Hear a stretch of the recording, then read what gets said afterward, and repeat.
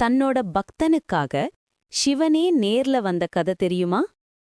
8ஆம் நூற்றாண்டில் பாண்டிய மன்னன் அரிமர்த்தன பாண்டியன், அவனுடைய அமைச்சர் வாதவூரார், ஒரு நாள் போருக்கு குதிரை வாங்க அதிக பணம் கொடுத்து அனுப்பினான்.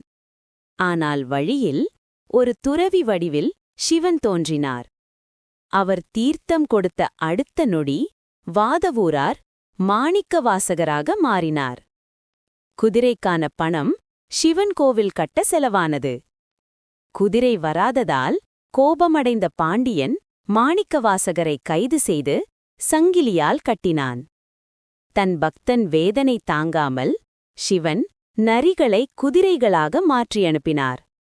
ஆனால் மீண்டும் அவை நரிகளாக மாற, இப்போது தன்னோட பக்தனை காப்பாற்ற சிவனே மதுரைக்கு நேர்ல வருகிறார்.